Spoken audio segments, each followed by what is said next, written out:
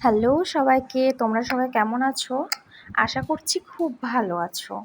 আমিও ভালো আছি। আচ্ছা বলো তো, তোমরা মিষ্টি খাবার কে কে খেতে ভালোবাসো? বিশেষ করে রসগোল্লা কে কে খেতে ভালোবাসো? আমার তো মনে হয় রসগোল্লা খেতে কম বেশি সবাই ভালোবাসে। তবে সে রসগোল্লাটা যদি সাদা না হয়ে হয় অন্য কালার, ভিন্ন কালার, ভিন্ন স্বাদ যদি হয়, তবে কেমন লাগে বলো তো? তাই ভেবেই আমি আজকে বানাচ্ছি পিঙ্ক রসগোল্লা, মানে গোলাপি রসগোল্লা। রসগোল্লা বানানো খুবই সহজ, একদমই জলের মতো সহজ। তো এখানে আমি নিয়ে নিয়েছি, দেখতেই পাচ্ছ এখানে দুধ কাটছি। তো দুধ নিয়ে নিয়েছি আমি 1.5 কিলো। এখানে আমি একটা গোটা পাতিলেবুর রস করে রেখে দিয়েছি এক ছোট বাটিতে। তো সেটাই আমি চামচ দিয়ে একটু একটু করে দিচ্ছি ছানাটা কাটার জন্য। ছানা কাটতে একদমই বেশি সময় লাগে না। আজকে আমি মিষ্টি তৈরি করছি বলেই যে এই কাজটাতেই লেগে আছি সেটা কখনোই নয়। আমার ঘরে দুটো ছেলে মেয়ে আছে, তাদের সঙ্গে বারবার যেতে হচ্ছে, দেখতে হচ্ছে বলে একভাবে কন্টিনিউ করা যাচ্ছে না ভিডিওটা। তবে যতটুকু পাচ্ছি চেষ্টা করছি কন্টিনিউ করার, কারণ কন্টিনিউ করার খুব ইচ্ছে আমার। তো এখানে আমার ছানাটা ভালোভাবে কেটে গিয়েছে। আর পাশ থেকে ওই যে আমার বড় ছেলেটা টুকটাক টুকটাক করে বারবার ফোনের সামনে আসছে আর হাই হ্যালো করছে, চলে যাচ্ছে। এই যে দেখতে পাচ্ছ ছানাটা আমি জল ঝরিয়েও রেখে দিয়েছি, তার মাঝে সেই ভিডিওটা আর করা হয়নি। জলটা সম্পূর্ণভাবে ঝরে গিয়েছে। আর ওইদিকে আমি চিনি দিয়ে জল দিয়ে সেরাটা বসিয়ে দিচ্ছি। তারপরে এখানে ছানাটা আমাকে মাখতে হবে হাত দিয়ে ঘষে ঘষে।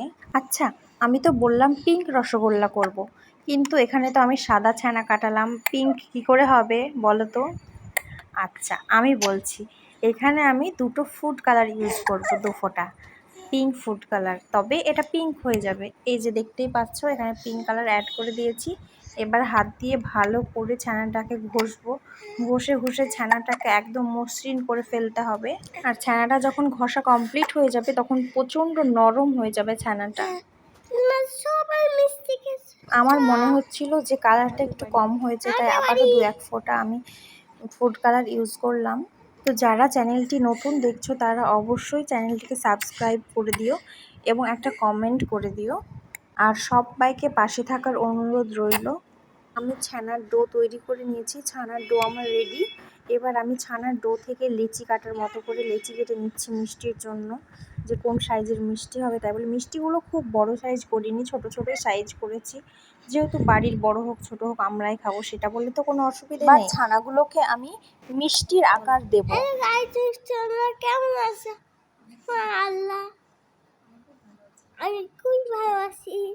তোমার কেমন আছে? আমরাও হাসি। মিষ্টিটা খেয়ে মা মিষ্টিটা নিয়ে রান্না করেছে। মিষ্টিটা খেতে খুবই ভালো, টেস্টি টেস্টি। তোমরা সবাই এই ভিডিওটা দেখবে। আমাকে কে কে ভালোবাসো?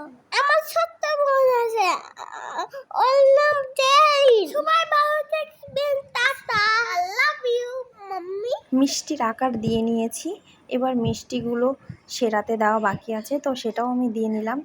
এবার হবে পিঙ্ক রসগোল্লা। দেখতে খুব সুন্দর লাগছে তাই না? সত্যি কাছে থেকে আরও সুন্দর লাগছে। ক্যামেরাতে যতটা না ভালো লাগছে, কাছে থেকে তার থেকে অনেক অনেক অনেক গুণ বেশি ভালো লাগছে। এই তো আমার পিঙ্ক রসগোল্লা তৈরি হয়ে গিয়েছে। তো এটা এতটাই গরম ছিল যে আমি হাত দিয়ে ছাড়াতে পারছিলাম না, এতটাই গরম ছিল, প্রচণ্ড গরম। হাত দিয়ে ছাড়াতে গিয়ে খুব অসুবিধা হচ্ছিল। পিঙ্ক রসগোল্লাটা বানিয়ে এতটাই আনন্দ হচ্ছিল যে গরমটাকে হয়তো আমার গরম মনেই হচ্ছিল না, মানে এতটা আনন্দ হচ্ছিল। তো এটা আমার ফাইনাল লুক।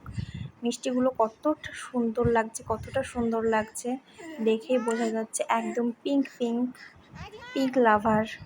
এখানে আমার ছেলেকে যেই মিষ্টি খাওয়ার জন্য ডেকেছি সে দৌড়ে চলে এসেছে এবং দৌড়ে এসে টপাং করে একটা মিষ্টিতে অলরেডি হাত দিয়ে তুলেও নিয়েছে আমার ছেলে, তোমরা দেখতেই পাবে এখানে।